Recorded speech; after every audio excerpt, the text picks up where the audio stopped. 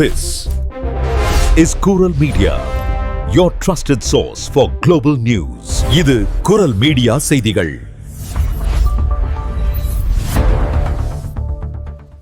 இது குரல் மீடியாவின் இன்றைய பிரதான செய்திகள்.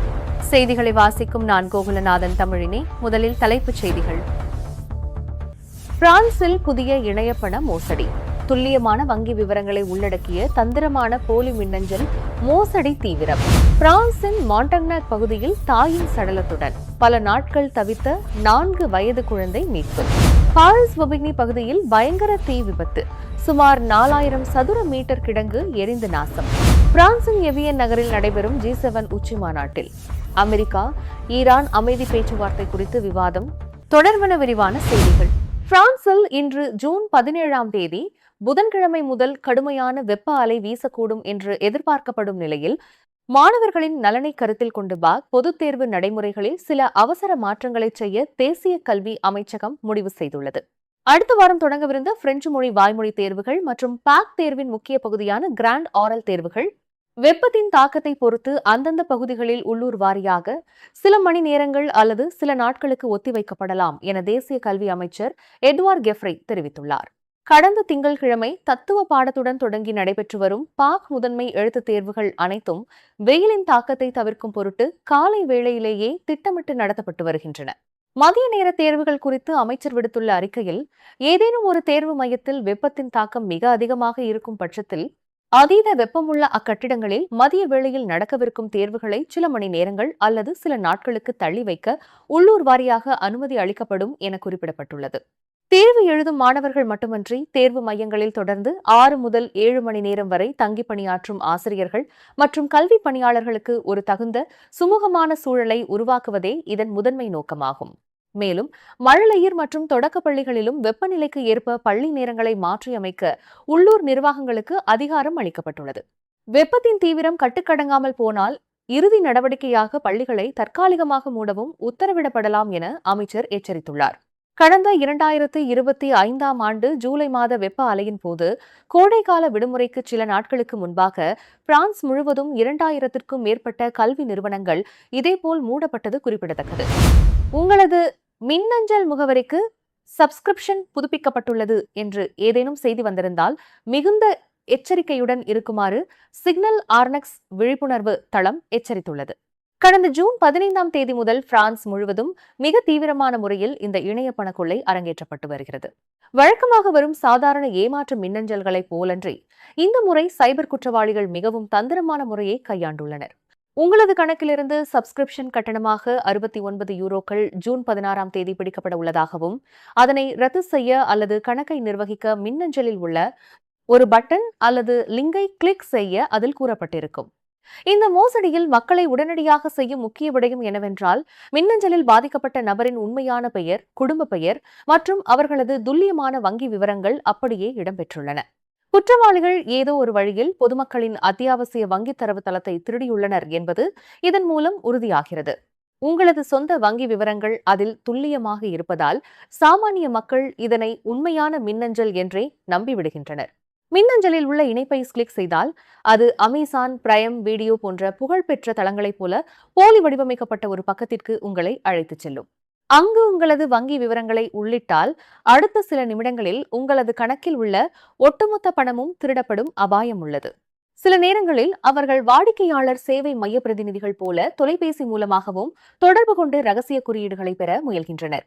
இத்தகைய மின்னஞ்சல்களில் உள்ள எந்தவொரு பட்டன் அல்லது லிங்கை எக்காரணம் கொண்டும் கிளிக் செய்யக்கூடாது. உடனடியாக அந்த மின்னஞ்சலை பிஷிங் என புகாரளித்து நீக்கிவிட வேண்டும் என அறிவுறுத்தப்பட்டுள்ளது. மேலும் வங்கி பரிவர்த்தனைகளை தொடர்ந்து கவனிக்க வேண்டும் என்றும், உங்களது அனுமதியின்றி 69 யூரோக்களோ அல்லது வேறு தொகையோ எடுக்கப்பட்டிருந்தால் உடனடியாக உங்கள் வங்கியை தொடர்பு கொண்டு அதனை எதிர்க்க வேண்டும் என்றும் கூறப்பட்டுள்ளது. ஒருவேளை தவறுதலாக அந்த இணைப்பை கிளிக் செய்து விவரங்களை உள்ளிட்டிருந்தால் தாமதிக்காமல் உடனடியாக வங்கியை தொடர்பு கொண்டு கணக்கை முடக்க வேண்டும் என எச்சரிக்கப்பட்டுள்ளது. பிரான்சில் உள்ள மாண்டக்னாக் என்னும் இடத்தில் தன் தாயுடன் வாழ்ந்து வந்த 4 வயது குழந்தை ஒன்று தொடர்ந்து பள்ளிக்கு வராததால் அவளுடைய தாயை தொடர்பு கொள்ள முயன்றுள்ளார் அந்த சிறுமியின் ஆசிரியை. அவரை தொடர்பு கொள்ள முடியாததால் சந்தேகம் அடைந்து அவர் காவல்துறைக்கு தகவல் கொடுக்க காவல்துறையினர் அந்த குழந்தையின் வீட்டுக்கு விரைந்துள்ளனர். வீட்டின் ஜன்னலை உடைத்துக்கொண்டு அவர்கள் உள்ளே நுழைய வீட்டுக்குள் கடும் துர்நாற்றம் வீசியுள்ளது. 40 வயதுடைய அந்த பெண்ணின் உயிரற்ற உடல் வீட்டுக்குள் கிடக்க, அதன் அருகில் அந்த 4 வயது குழந்தை பரிதாபமாக அமர்ந்திருப்பதை காவல்துறையினரும் அவசர உதவிக்குழுவினரும் கண்டு பேரதிர்ச்சி அடைந்துள்ளனர். அவர்களை கண்டதும் குழந்தை கதறி அழத் துவங்க, பல நாட்களாக உணவும் நீரும் உட்கொள்ளாததால் சோர்வும் கடும் அதிர்ச்சியும் அடைந்திருந்த அவளை மீட்டு உடனடியாக மருத்துவமனையில் சேர்த்துள்ளனர் அவசர உதவிக்குழுவினர். இந்த சம்பவம் கடந்த ஜூன் 4ஆம் தேதி நடந்துள்ள நிலையில் மே 31ஆம் தேதியிலிருந்தே அந்த பெண்ணை தொடர்பு கொள்ள இயலவில்லை என அவரது அண்டை வீட்டாரும் உறவினர்களும் கூறியுள்ளனர். அந்த பெண்ணுக்கு வலிப்பு நோய் இருந்துள்ள நிலையில் வலிப்பு ஏற்பட்டு மூச்சு திணறி அவர் உயிரிழந்திருக்கலாம் என காவல்துறையினரால் கருதப்படுகிறது. சிறு குழந்தை என்பதால் அவளால் வீட்டின் கதவை திறந்து வெளியே வர முடியாமலும் உதவி கேட்க முடியாமலும் போயுள்ளது.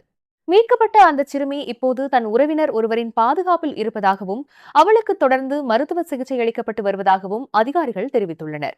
இதற்கிடையில் அந்த இருண்ட வீட்டுக்கு சென்று சடலத்தையும் குழந்தையையும் கண்ட காவல்துறையினர் மற்றும் பிற அலுவலர்களுக்கு ஏற்பட்ட கடும் அதிர்ச்சி காரணமாக அவர்களுக்கு மனநல ஆலோசனை வழங்கப்பட்டு வருகிறது என்பது குறிப்பிடத்தக்கது. பிரான்சில் வாகனம் ஓட்டும் போது மொபைல் போன் பயன்படுத்துபவர்களுக்கு புதிய மற்றும் கடுமையான தண்டனை ஒன்று விதிக்கப்பட உள்ளது. இதன் காரணமாக பிரான்ஸ் நாட்டு சாரதிகள் பலர் தங்கள் ஓட்டுநர் உரிமத்தை இழக்க இருக்கிறார்கள். பிரான்ஸ் போக்குவரத்து விதிகளின்படி வாகனம் ஓட்டும் போது சாரதியின் கையில் மொபைல் இருந்தாலோ, ஹெட்போன்ஸ் அணிந்திருந்தாலோ அல்லது மொபைல் திரையை தொட்டாலோ தற்போது 135 யூரோக்கள் அபராதம் விதிக்கப்பட்டு வருகிறது. இந்நிலையில் பிரான்சின் பல பகுதிகளில் வாகனம் ஓட்டும்போது மொபைல் பயன்படுத்துபவர்களுக்கு ஏற்கனவே உள்ள அபராத தொகையுடன் புதிய தண்டனை ஒன்றும் கூடுதலாக சேர்க்கப்பட உள்ளது. அதன்படி வாகனம் ஓட்டும்போது மொபைல் பயன்படுத்துபவர்களின் ஓட்டுநர் உரிமம் உடனடியாக ரத்து செய்யப்பட உள்ளது. இந்த விதிமுறை ஏற்கனவே பிரான்சின் பல பகுதிகளில் அமலுக்கு வந்துவிட்ட நிலையில் இதுவரை சுமார் 500 சாரதிகளின் ஓட்டுநர் உரிமங்கள் ரத்து செய்யப்பட்டுள்ளதாக உள்ளூர் ஊடகங்கள் தெரிவிக்கின்றன. எனவே சாரதிகள் மொபைல் மூலம் GPS செயலிகளை பயன்படுத்த வேண்டுமானால் வாகனம் புறப்படும் முன்பே அது தொடர்பான விவரங்களை தயாராக வைத்துக் கொண்டு அதன் பின்னர் வாகனத்தை இயக்குமாறும், பயணத்தின் போது ஏதேனும் மாற்றங்கள் தேவைப்பட்டால் வாகனத்தை பாதுகாப்பாக சாலையோரமாக நிறுத்திவிட்டு மொபைலில் தக்க மாற்றங்களை செய்து கொள்ளுமாறும் போக்குவரத்து துறையினரால் அறிவுறுத்தப்பட்டுள்ளார்கள். பிரான்சில் தற்போது நிலவி வரும் மருந்து பற்றாக்குறை, மருந்துகள் பெருமளவில் வீணடிக்கப்படுதல் மற்றும் மருத்துவரின் ஆலோசனையின்றி தன்னிச்சையாக மருந்து உட்கொள்ளுதல் ஆகிய குறைபாடுகளுக்கு முற்றுப்புள்ளி வைக்கும் நோக்கில் புதிய சட்ட வரைவு ஒன்று முன்மொழியப்பட்டுள்ளது.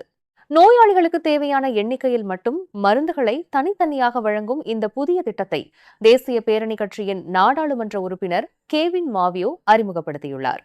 பிரான்சின் சைக்ளேம் என்ற மருந்து சேகரிப்பு அமைப்பின் தரவுகளின்படி கடந்த 2024ஆம் ஆண்டில் மட்டும் பயன்படுத்தப்படாத சுமார் 8000 மெட்ரிக் தொன் மருந்துகள் பொதுமக்களால் மருந்தகங்களில் திரும்ப ஒப்படைக்கப்பட்டு வீணாகியுள்ளன.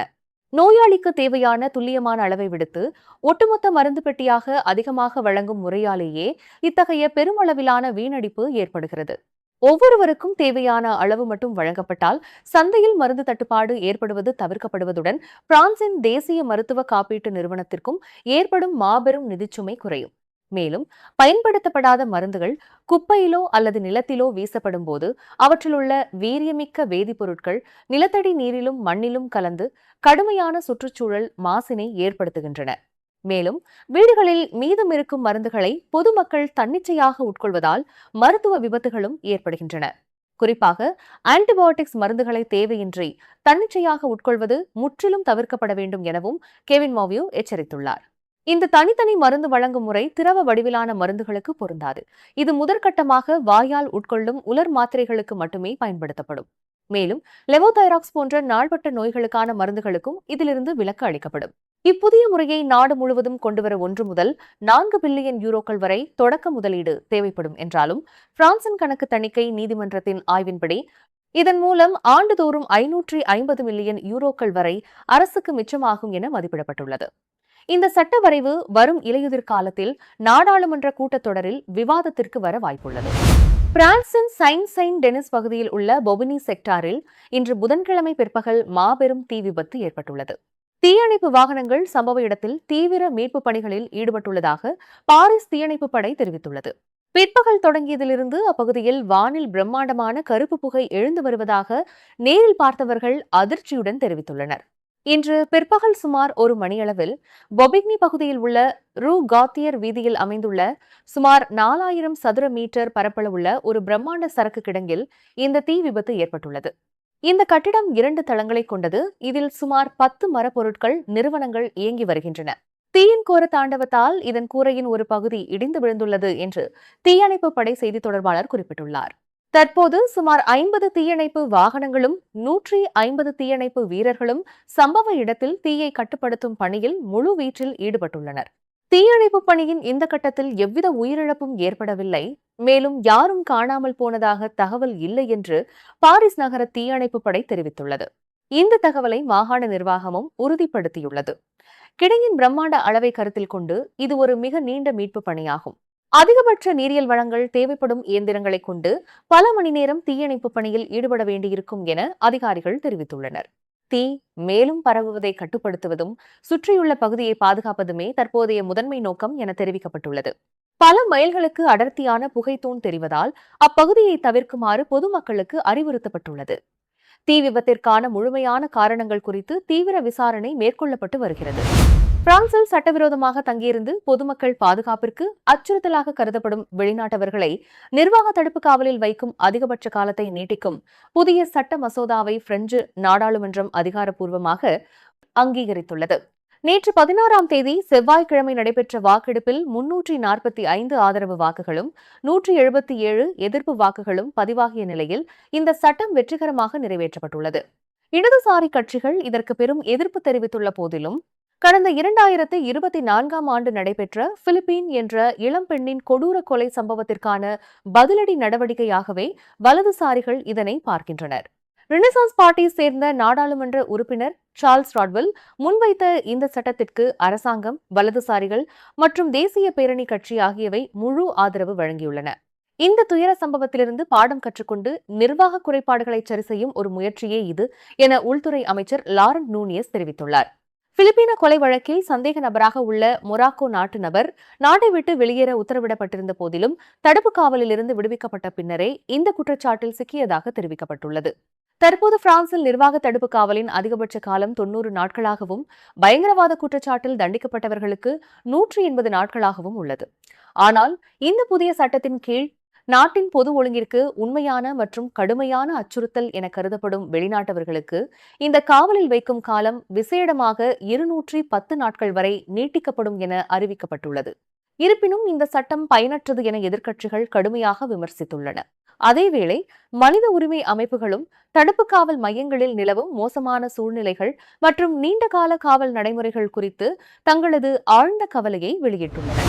பிரான்சின் எவியன் நகரில் நடைபெற்று வரும் G7 உச்சிமாநாட்டில் அமெரிக்க ஜனாதிபதி டொனால்டு டிரம்ப் மற்றும் ஈரான் அரசுக்கு இடையிலான அமைதி பேச்சுவார்த்தை செயல்முறைகளில் தங்களை இணைத்துக் கொள்ள ஐரோப்பிய நாடுகள் தீவிர முயற்சி மேற்கொண்டு வருகின்றன. கடந்த வெள்ளிக்கிழமை வாஷிங்டன் மற்றும் தெஹ்ரான் இடையே ஓர் அதிகாரப்பூர்வ புரிந்துணர்வு ஒப்பந்தம் கையெழுத்தானது. இதனைத் தொடர்ந்து இரு நாடுகளுக்கும் இடையில் இறுதி உடன்பாட்டை எட்டுவதற்காக 60 நாட்கள் கால அவகாசம் கொண்ட விரிவான பேச்சுவார்த்தை செயல்முறைகள் தொடங்க உள்ளன.